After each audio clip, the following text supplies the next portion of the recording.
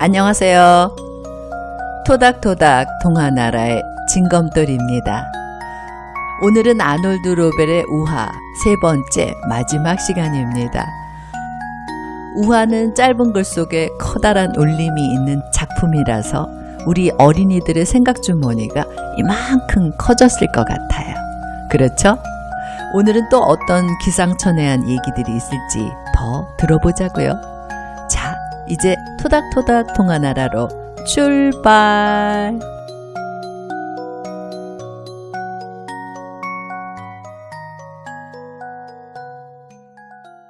아놀드 로벨 우화.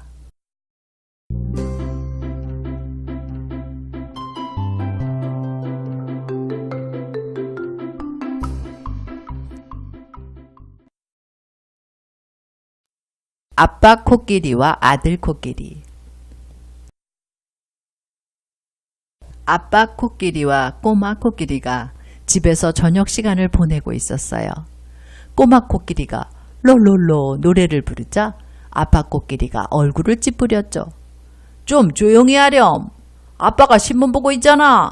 아빠 신문 볼 땐 노래를 들을 수 없단다. 왜요? 아빠 코끼리가 대답했어요. 아빠는 한 번에 한 가지 일만 하거든. 그래서 꼬마 코끼리는 노래를 부르다 말고 조용히 앉아 있었어요. 그런데 아빠 코끼리가 담배에 불을 붙여 물고 신문을 보는 거예요. 아빠, 아직도 한 번에 한 가지 일밖에 할 수 없으세요? 그래, 그렇단다. 그렇다면 지금 당장 신문 말고 왼쪽 슬리퍼를 보셔야 하는데요.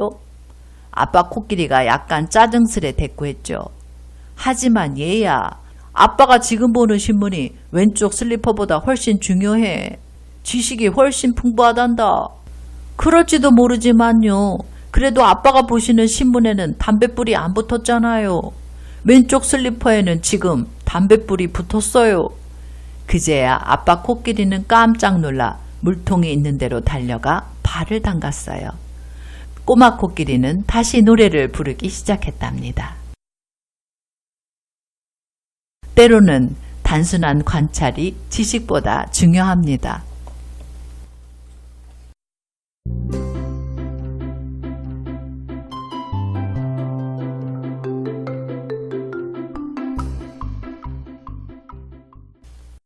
펠리컨과 외가리. 어느 날 외가리가 차를 마시자고 펠리컨을 초대했어요. 펠리컨이 말했어요. 초대해줘서 고마워. 난 지금까지 한 번도 초대받은 적이 없었거든. 그래? 내가 초대하길 잘했구나. 외가리는 펠리컨에게 설탕 단지를 건넸어요. 차에 설탕 좀 넣을래? 고마워. 펠리컨은 설탕을 절반은 찻잔에 넣고 나머지는 마룻바닥에 쏟은 채 말했어요. 내겐 친구가 하나도 없어. 외가리는 계속 친절히 대답했어요. 차에 우유도 좀 넣을래? 고마워. 펠리컨은 이번에도 찻잔에 우유를 넣는 둥 마는 둥 하면서 식탁에 쏟고는 말했어요. 누군가 초대해 주길 기다리고 또 기다렸지.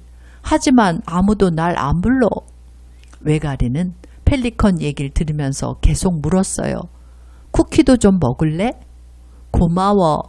펠리컨은 쿠키를 한 움큼 집더니 입에다 한꺼번에 쑤셔 넣었어요. 셔츠 안쪽으로 쿠키 부스러기가 부스스 떨어졌어요. 펠리컨이 말했어요. 다음에 또 초대해 줄 거야? 글쎄, 그러면 좋겠는데 요즘 너무 바빠서 정신이 없네. 그럼 이만 가볼게. 다시 만날 때까지 잘 지내? 펠리컨은 이렇게 말하면서 쿠키를 한 줌 더 집어 꿀꺽 삼키고 식탁보로 입을 쓱쓱 닦은 다음 외가리 집을 나섰죠. 펠리컨이 돌아간 뒤 외가리는 고개를 절레절레 흔들며 한숨을 쉬었답니다. 그리고 당장 가정부를 불러 엉망이 된 식탁을 치우게 했답니다. 친구를 사귀지 못하는 데는 틀림없이 어떤 이유가 있기 마련입니다.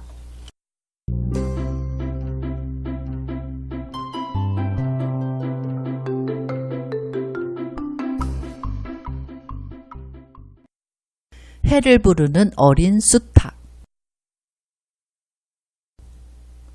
아빠가 침실로 어린 수탉을 불렀습니다. 얘야, 아빠는 이제 세상을 떠날 때가 됐단다. 앞으로 네가 커다랗게 아침 소리를 내서 해 뜨는 걸 알리거라. 어린 수탉은 슬픈 얼굴로 아빠가 세상을 떠나는 걸 지켜봤어요. 그리곤 다음날 아침 일찍 헛간 지붕에 올라갔답니다. 거기 우두커니 선 채 동력 하늘을 바라봤죠. 이런 일은 처음이야. 어쨌든 힘 닿는 데까지 노력해 봐야지.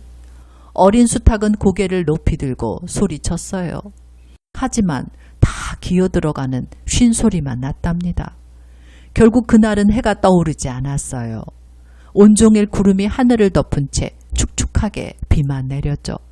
그러자 농장의 동물들이 모두 수탉을 찾아왔어요. 이건 정말 끔찍한 일이잖아. 돼지가 소리치자 양도 외쳤어요. 우린 햇빛이 필요하단 말이야. 황소도 소리쳤죠. 꼬마 수탉아, 좀 더 큰 소리를 내봐. 해는 이곳에서 1496억 3700만 킬로미터나 떨어져 있단 말이야. 그렇게 시원찮은 소리가 어떻게 해까지 닿겠니? 다음날 아주 이른 아침에 수탉은 다시 헛간 지붕으로 올라갔어요. 깊이 숨을 들이쉬고 고개를 뒤로 젖힌 다음 있는 힘껏 꺼껴 소리쳤죠. 끔찍하게 큰 소리네. 돼지 말에 양이 소리쳤어요. 고막이 터질 것 같아. 황소도 머리를 흔들며 외쳤어요. 어휴, 머리가 뽀개질 것 같네. 그러자 수탉이 말했죠. 미안해요. 하지만 난 맡은 일을 했을 뿐이에요. 그러면서 아주 자신만만하게 고개를 쳐들었답니다. 숲 너머 저 멀리 동쪽에서 아침 해가 막 솟아오르는 게 보였거든요. 처음의 실패는 성공을 위한 밑거름이 됩니다.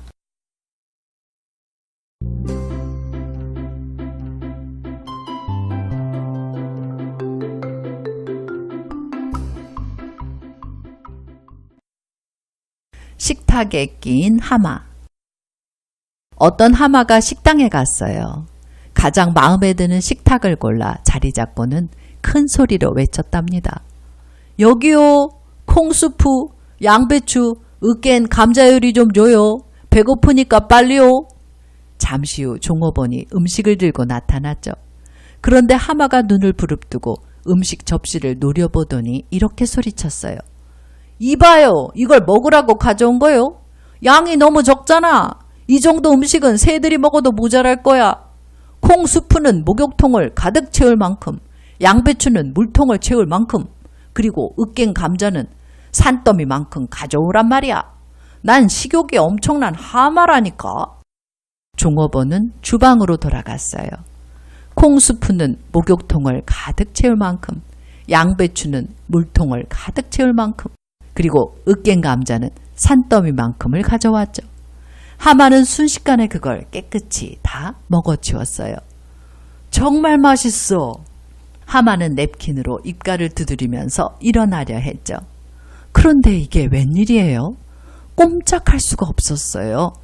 배가 엄청나게 뚱뚱해진 바람에 식탁과 의자 사이에 몸이 끼어버린 거예요. 조금이라도 움직여보려 했지만 아무 소용이 없었어요. 꼼짝달싹 할 수가 없었답니다. 시간이 자꾸 흘렀어요. 다른 손님들은 식사를 마치고 다 돌아갔죠. 요리사들도 앞치마를 벗고 냄비를 치웠답니다. 종업원들도 접시를 다 닦고 불을 껐고요. 그리고 하나둘 모두 집으로 돌아가 버렸죠. 하마는 혼자서 우두커니 식탁을 지키고 앉아 있어야 했답니다. 양배추를 그렇게 많이 먹는 게 아니었어.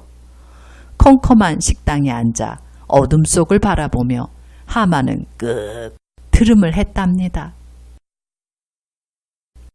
무엇이든지 지나치면 나중에 후회하게 될 때가 많습니다.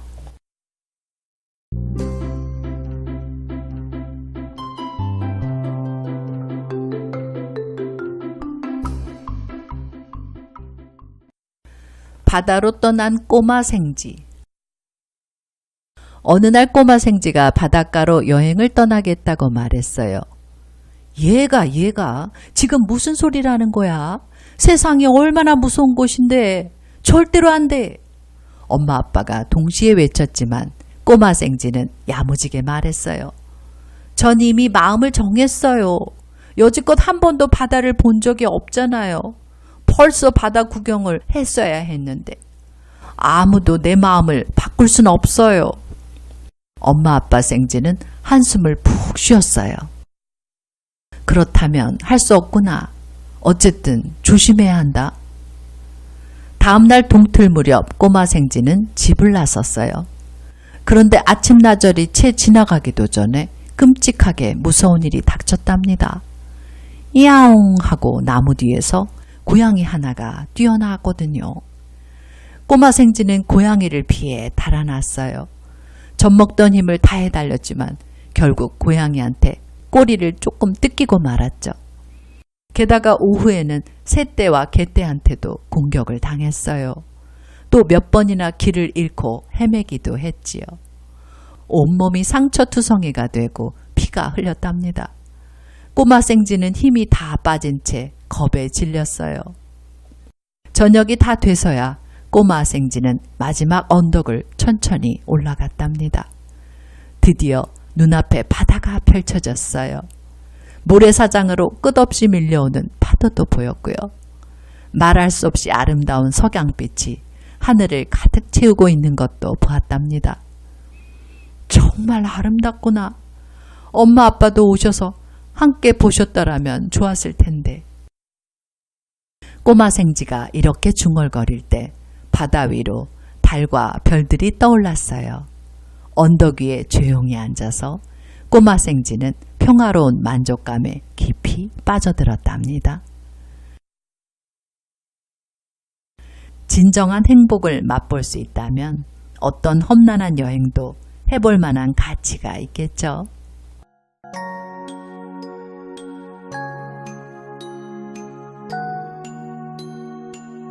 지금까지 저는 아놀드 로벨의 우화를 3번에 걸쳐 다 읽어보았습니다. 동물 친구들의 이야기 어땠어요? 재밌었나요? 친구들이 듣고 싶은 책이 있다면 댓글에 남겨주세요.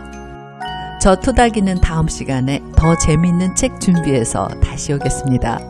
친구들 안녕.